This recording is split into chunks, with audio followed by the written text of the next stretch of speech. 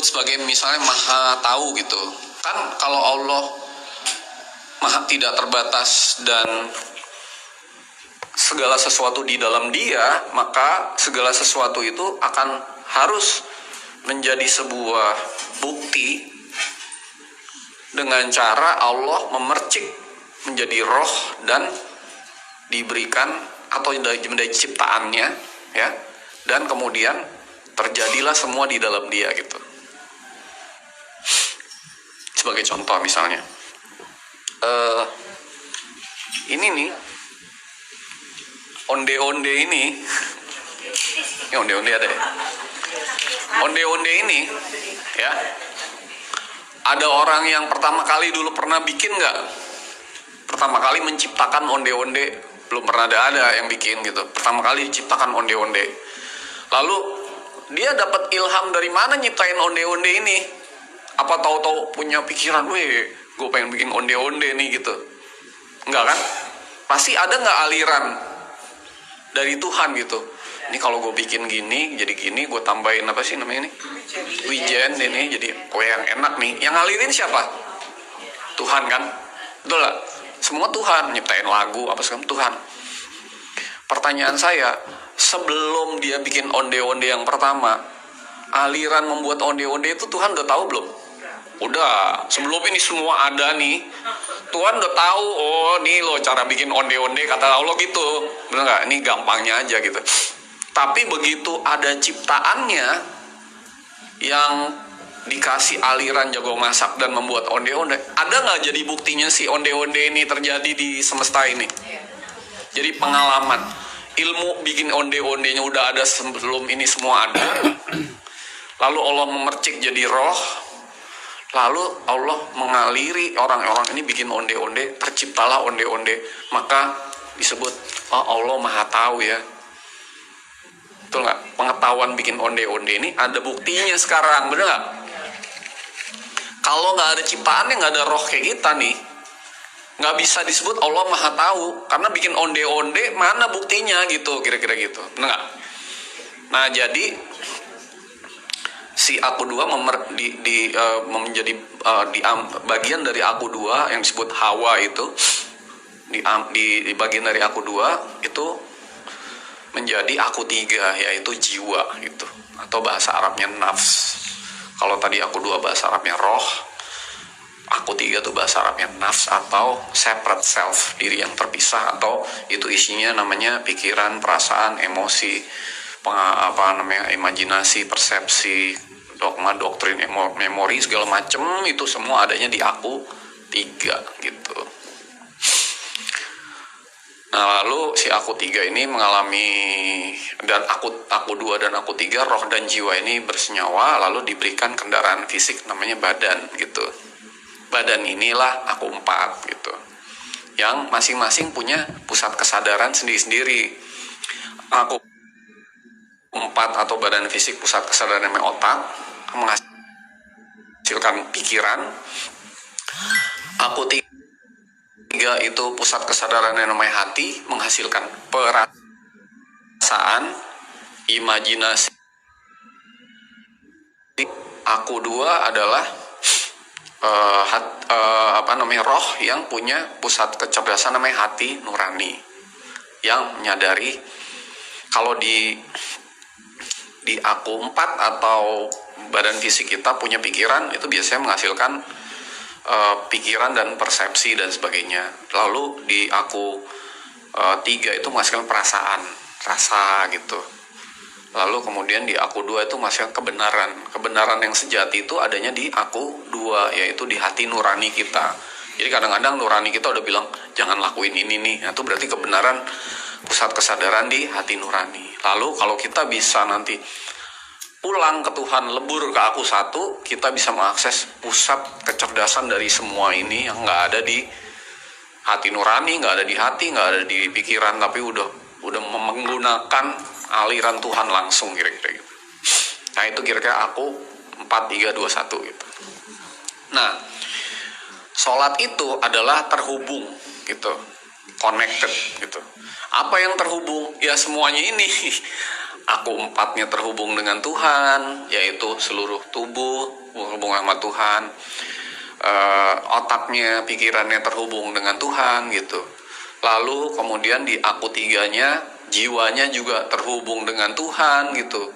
Perasaannya itu terhubung, seluruh jiwanya itu terhubung dengan Tuhan gitu. Lalu kemudian rohnya pun terhubung dengan Tuhan gitu. Nah, jadi si hati nuraninya juga terhubung dengan Tuhan. Semuanya terhubung gitu. Nah,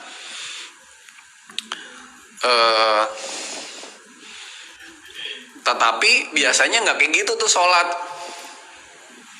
Sholat itu biasanya badannya sholat, pikirannya ke mana? Betul ya? Ke PIM. Bener. Pikirannya ke ini Shopee belum check out gitu ya. Shopee belum cek. Lagi sholat Shopee. Notifikasi. Badan dan pikirannya sholat, hatinya kemana? Nah gitu. Jiwanya kemana? Pikiran, perasaan, emosinya kemana? Gitu kan? Udah badan pikirannya terhubung gitu, jiwanya, perasaan, persepsi, emosi, memori, emosinya terhubung juga. Rohnya kemana gitu? Hati nuraninya kemana gitu? Kadang-kadang kita nggak tahu, kita nggak sadar kita punya kesadaran, kecerdasan yang lain selain di otak kita gitu. Nah ini semua harusnya semuanya ikut sholat gitu, harusnya begitu gitu. Baru kita bisa merubah, sholat mencegah dari keji dan mungkar tuh kalau semuanya terhubung gitu. Jadi harusnya begitu. Nah jadi keseluruhan diri kita tuh terhubung harusnya gitu. Nah terhubungnya itu berarti kita nggak bicara sholat syariat, betul nggak? Karena kalau kita bicara sholat syariat, Menggugurkan lagi tek, wah udah waktu sholat nih gitu kan? Habis itu ntar sholat, wah ketika ada bunyi beduk atau azan, sholatnya cepat gitu. Dia lagi jualan nih di pasar, wah kebetulan masjidnya dekat gitu, udah ada azan,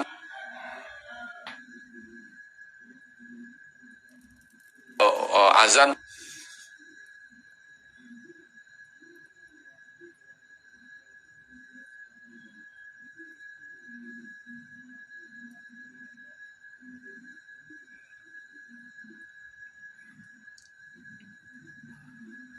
azan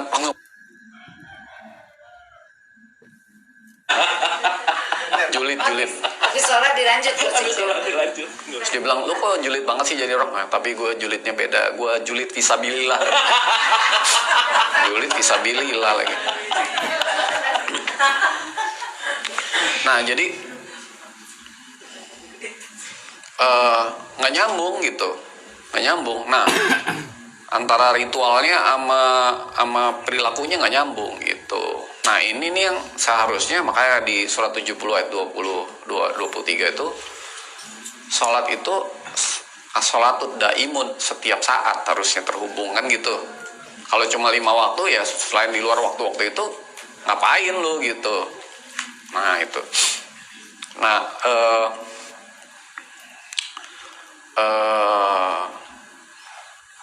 jadi sampai di sini ada yang protes nggak gitu? Nah sebelum kita bisa terhubung, kita tuh nggak bisa terhubung nggak bisa gitu. Jadi sebelum terhubung itu ada step-stepnya gitu. Stepnya itu adalah hati kita tuh biasanya tertutup. Nah kalau kita bicara terhubung sama Tuhan itu biasanya Tuhan itu mempergunakan hati nurani kita tuh untuk menghubungkan dengan seluruh keberadaan kita. Jadi kalau udah nanti hati nurani kebuka tuh, kita bisa terhubung setiap saat. Meskipun kita punya pikiran yang lagi lewat-lewat gitu. Jadi bukan berarti nih nanti nggak boleh punya pikiran loh, enggak. Wah, modal pikiran lewat nih, gue nggak sholat lagi, enggak. Boleh tetap berpikir, boleh tetap merasa, boleh tetap berkegiatan setiap saat, tapi setiap saat terhubung gitu. Yang terhubung adalah keseluruhannya, tetapi hati nurani yang pertama kali harusnya terhubung gitu. Jadi stepnya adalah harus hatinya dibuka dulu gitu, ya kan? Nah, hati kita tuh oleh Nabi Ibrahim dibikin simbol di Mekah, di Ka'bah itu. Hati kita tuh kayak kotak kado gitu. Kayak Ka'bah itu kan kayak kotak kado ya. Ka'bah itu, Baitullah itu artinya hati gitu. Jadi itu simbol dari hati. Qalbu mukmin Baitullah gitu. Jadi itu simbol yang kita kelilingin itu cuma simbol aja gitu sebenarnya. Nah, kalau kotak itu dibuka baru ada hadiahnya, kan kotak kado kan gitu ya. Hadiahnya kalau bahasa Arab namanya hidayah. Hidayah tuh petunjuk gitu. Jadi gimana cara bisa dapat hidayah? Ya hatinya dibuka dulu si kotaknya itu supaya jangan ketutup. Ketutup bahasa Arabnya kafir.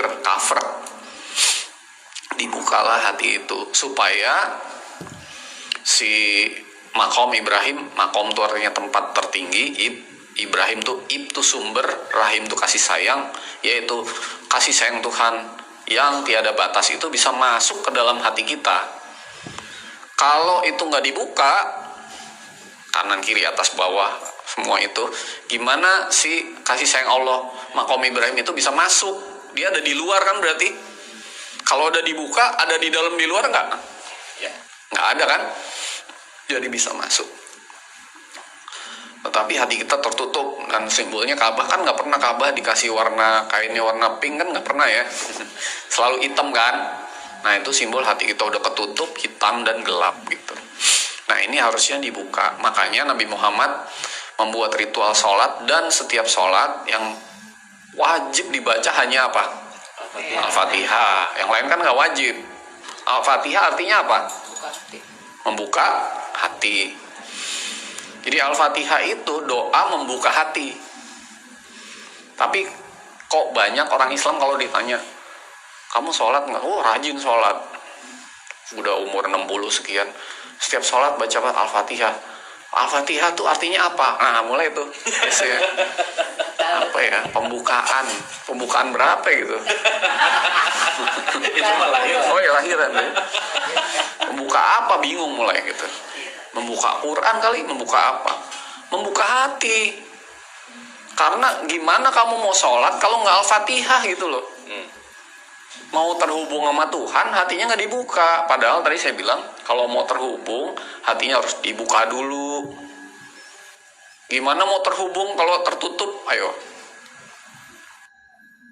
Padahal terbuka itu step ketiga. Step pertama harusnya dibuka. Makanya Nabi Muhammad mencontohkan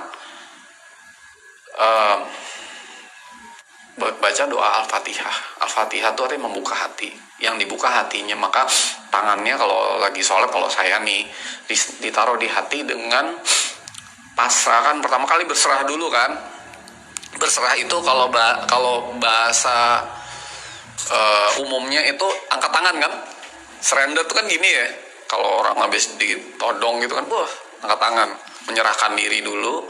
Lalu baca iftitah. Iftitah itu artinya persiapan, mempersiapkan hati, menyerahkan segala-galanya. Kenapa? Karena yang bisa buka hati kita hanya Tuhan, hanya Allah. Kita nggak bisa. Hati itu kayak, kalau suka dibilang kayak pintu yang cuma bisa dibuka dari dalam gitu. Yaitu dari dalam tuh maksudnya Tuhan gitu yang bisa buka. Kita tuh nggak ada gagangnya di luarnya gitu, nggak bisa buka gitu. Jadi hanya Tuhan yang bisa buka hati kita. Kita cuma bisa pasrah dan menyerahkan diri untuk hati kita dibuka. Tapi arahnya harus tahu nih. Ya Allah, aku serahkan segalanya. Kasih sayangmu, bantu aku untuk, atau apapun kata-kata nggak penting, tapi yang hati yang penting, membuka hatiku lebih seutuhnya kepada Tuhan gitu. Baru kita baca doa Al-Fatihah gitu. Dan harusnya nggak boleh buru-buru kan, ya kan? Kalau itu tuh gimana tuh, ya kan? Dan paling bagus sholat itu adalah maaf ya, ini beda mungkin saya ya. Kalau sholat sendiri tidak membaca apa-apa, kita diem aja, biar hati kita yang dibacakan doa di hati. Jadi kita cuma mengikuti bacaan. Jadi misalnya kan kita hafal dong Al-Fatihah, ya. Bacanya di dalam. Kita makanya di Quran itu dibilangnya tilawatihi, surat 2 121. Tilawati itu mengikuti bacaan, karena yang ngebacain di hatimu tuh Tuhan langsung gitu. Jadi kalau di 75 Al-Qiyamah ayat 16 sampai 19 tuh, janganlah cepat-cepat kamu membaca. Biarlah aku yang membacakannya di hatimu, di dadamu, dan kamu mengikutinya gitu. Jadi kita ketika doa ini Al-Fatihah, Allahu Akbar gitu, diem aja. Hati kita nanti rasa kok kita ngikutin aja gitu bacaan itu. Nah, ketika itu hati kita dibuka dan kita nggak sibuk. Karena salah satu kunci untuk bisa hati kita terbuka tuh kita harus santai. Kalau kita lagi baca sesuatu, pasti kita sibuk membaca, betul nggak? Ya. Ini enggak, ini yang penting hubungan, rasain aja. Udah, jangan buru-buru. Ini kok belum dibacain juga ya, gue baca aja deh, nggak gitu. Pasti dibacain kok, kita santai aja. Nah, lalu akan ada dibacain di hati. Alhamdulillahirabbil alamin. Kita ikutin aja. Diam aja gitu. Bismillahirrahmanirrahim gitu. Maliki yaumiddin. Rasa iya karena na'budu wa iya karena nasta'in, rasain gitu. Terus gitu. Dirasa gitu. Jangan buru-buru. Karena yang penting hubungan, bukan selesai gitu. Makanya sholat itu kata-kata bukan selesaikanlah sholat, bukan dirikanlah. Berdiri terus menerus gitu. Nah itu aqimus sholat tuh berdiri gitu. Jadi yang berdiri itu kesadarannya sebenarnya gitu, bukan apa namanya terus kita nanti lalu kemudian kita santai gitu sampai hati kita tuh benar-benar lepas, enak gitu, santai gitu. Kalau udah kayak gitu, kita tuh pas sujudnya juga santai, rukunya santai. Biasanya nggak bisa kalau sholat jemaah nih, ya kalau jemaah susah. Sholat sendiri gitu kan, sholat sendiri nikmatin aja. Kayak saya kadang-kadang sering sholat isya tuh 2 rakaat tapi indah gitu. Sholat isya kan harus 4 rakaat, yang siapa yang ngarusin. Kadang-kadang 2 rakaat tapi indah, enak gitu, rasanya enak gitu. Enak gitu, nggak cepet-cepet selesai gitu, nggak yang tadi rokaat berapa ya, nah itu biasa gitu. Yang dipentingin kan rokaatnya, betul ya, bukan hubungannya, bukan prosesnya, bukan rasanya, karena tadi terhubung itu dengan hati gitu. Kita selama ini sholat kita adalah fisik, bukan hati gitu. Rasain deh hatinya dibuka sama Tuhan gitu dengan membaca surat Al-Fatihah, bukan membaca, dibacakan di hati kita gitu, dan nikmatilah gitu prosesnya. Nah lalu setelah dibacakan, kayak doa iftitah itu menghadapkan ini wajah tuh wajhiyah gitu, jadi diarahkan gitu. Karena hati dan pikiran kita tuh bisa mengarah ke banyak hal nih. Sebelum sholat nih, mau ini gini, habis ini apa ya, ini bisa mengarah ke 1000 hal gitu. Secara bersamaan bisa. Hati kita tuh bisa punya kayak muka yang punya 1000 muka gitu. Kemana-mana, dasam muka 10 ya. Banyak gitu, kemana-mana. Nah, dengan adanya ini wajah tuwasiyah, dipalingkan dari semuanya dan diarahkan hanya untuk mengarah kepada Tuhan. Mengarah kepada Tuhan tuh bukan kayak ngarah sini ke situ, bukan, karena Allah kan di mana-mana. Tapi hatinya tuh kayak nyes gitu. Kayak ada rasa udah deh gitu. Nah, itu diarahkan. Jadi habis dibuka, diarahkan, lalu mulai tuh terasa dihubungkan gitu. Ada rasa haru, ada rasa indah, ada rasa klak gitu, terhubung gitu. Nah itu harus dirasain tuh, dirasain. Berapa kali kita udah sholat seumur hidup, pernah nggak ngerasain sholat yang benar-benar klek gitu terhubung gitu. Sholat.